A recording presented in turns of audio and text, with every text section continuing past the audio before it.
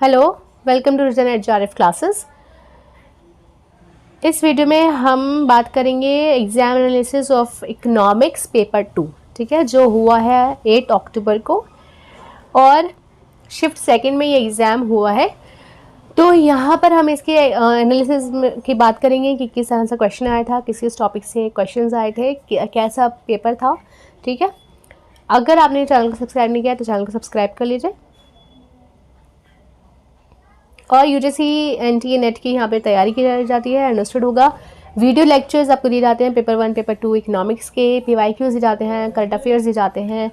अगर आपको फिर PDF नोट्स चाहिए, मेरे टेलीग्राम चैनल को सब्सक्राइब कर लीजिए, वहाँ पे आप मुझे मैसेज कर सकते हैं, ठीक है। आपको वो नोट्स मिल जाएंगे और इस चैनल को सब्सक्राइब कर दीजिए if you are new to this channel, और ज़्यादा से ज़्यादा शेयर कर दीजिए, ठीक है। पेपर 1 के मैंने एनालिसिस कर दिया शिफ्ट 1 शिफ्ट 2 का, आप उस वीडियो को भी देख सकते हैं, ठीक। तो जो यहाँ पे देखा गया है वो क्वेश्चंस हैं कि गेट और WTO राउंड से क्वेश्चन बने हैं, ठीक है। आप लोगों को पता होगा कि कितने राउंड्स थे गेट के और WTO के, और यहाँ पर PM गति शक्ति ये स्कीम है तो उससे भी क्वेश्चन आया था। स्कीम से सीक्वेंस पूछे गए हैं कि क्या क्या, आई थिंक जनधन योजना कोई स्कीम दी हुई थी या फिर एक आध और होगी, तो उससे सीक्वेंस बना था कि ये किस किस ईयर में ये आई थिंक ये लॉन्च हुई है इस तरीके से। और ग्रोथ आया था, इंडिया का ग्रोथ कितना है। HDI रैंक थी 2019 की, बतानी थी आप लोगों को, ठीक है, इंडिया की HDI रैंक क्या है। फिर इसके बाद कंज्यूमर थ्योरी से कोई क्वेश्चन था, आई थिंक ऑथर मैच करने थे, कुछ मैच यहाँ पे मैच द फॉलोइंग कुछ मैचिंग दी हुई थी उसको आपको सॉल्व करना था। जेड स्टैटिस्टिक्स आया था। उसके बाद में ट्रेड से आपसे क्वेश्चन था, मुंडल फ्लेमिंग पेरेटो ऑप्टिमैलिटी, और money supply demand for money, इससे भी क्वेश्चंस आपको बने थे। और यहाँ पर कंज्यूमर सरप्लस से आई थिंक यहाँ पे ये न्यूमेरिकल क्वेश्चन था, कंज्यूमर सरप्लस से न्यूमेरिकल क्वेश्चन आया था, ठीक है। तो देखो जो एग्जैक्ट क्वेश्चन है वो तो हमें तभी पता चल पाएंगे जब क्वेश्चन पेपर रिलीज़ हो जाएगा, ठीक है। अभी के लिए तो सिर्फ इतना ही कि हाँ ये टॉपिक्स पूछे गए थे।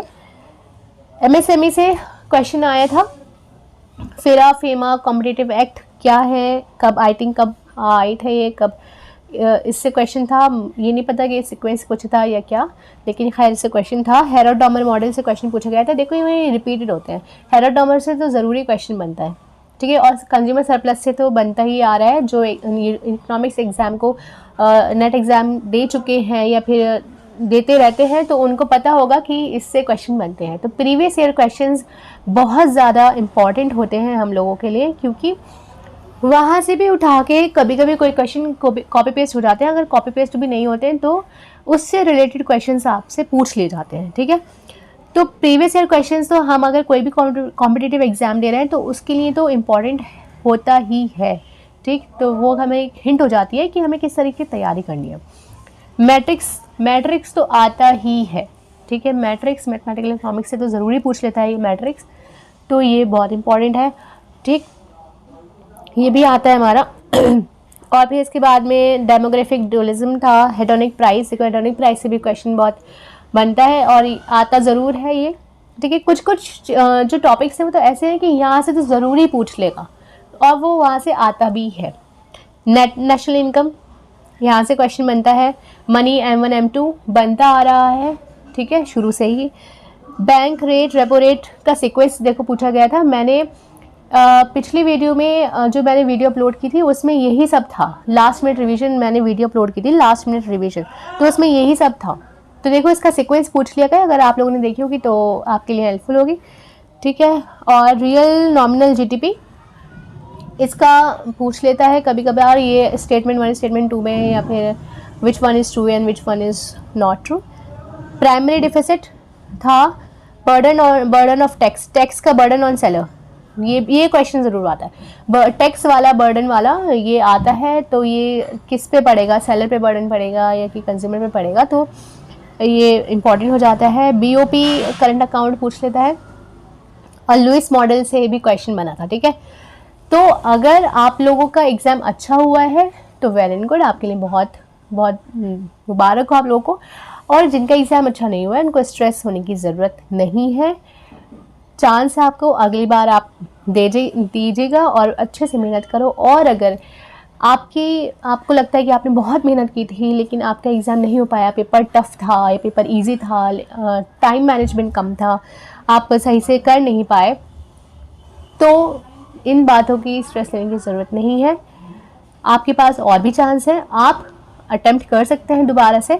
और अगर आपको लगता है कि आपकी पढ़ाई में, आपकी मेहनत में कोई कमी रह गई, तो चेंज स्ट्रैटेजीज़, अपनी स्ट्रैटेजीज़ बदलो, ठीक है। अगर आपको लगता है कि मैंने किसी एक सब्जेक्ट को ज़्यादा टाइम दे दिया, दूसरे सब्जेक्ट को नहीं दिया, तो आपको टाइम देना है अकॉर्डिंग टू द क्वेश्चंस, जिस तरह के क्वेश्चंस पूछे जाते हैं एग्जामिनेशन में, ठीक है। PYQs देखिए, उसमें देखिए कि किस यूनिट को या किस इकोनॉमिक्स में किस सब्जेक्ट को, मैक्रो इकोनॉमिक्स से हो, माइक्रो को, या फिर स्टैटिस्टिक्स को, या फिर इकोनॉमेट्रिक्स को, किसको ज़्यादा वेटेज दिया गया है, आप उस पर मेहनत करिए। मेरे हिसाब से तो मैथमेटिकल इकोनॉमिक्स, इकोनॉमेट्रिक्स जो होती है वो आपको करनी ही है, क्योंकि ये स्कोरिंग होता है, ठीक है, ये स्कोरिंग होता है। अगर आपका बेसिक क्लियर है, आप कर सकते हैं, तो ये स्कोरिंग है आपके लिए, ठीक। आपको ये करना है। देखो टफ है, हाँ टफ होते हैं, लेकिन यहाँ से क्वेश्चंस आते हैं। अगर आप बिल्कुल श्योर हैं कि इसका आंसर ये है मैथमेटिकल इकोनॉमिक्स में या इकोनॉमेटिक्स में, तो आपके मार्क्स वो पक्के हैं। अगर थ्योरी आप करके भी गए हैं और आपको नहीं एकदम से याद आ रही है, तो अगर आप तुक्का भी लगाएंगे ना, तो आपका हो सकता है सही भी हो जाए, हो सकता है नहीं भी हो। वहाँ पे आप ये नहीं कह सकते 100% कि हाँ मेरा ये सही है ना, अगर आपको याद नहीं आ रहे तो। लेकिन अगर मैथमेटिकल इकोनॉमिक्स में या फिर इकोनॉमेट्रिक्स में इस तरह के जो क्वेश्चंस पूछे जाते हैं इन सब्जेक्ट से, तो इसमें ये क्या होता है कि 100% आप श्योर होते हैं कि हाँ ये मेरा सही है, ठीक है।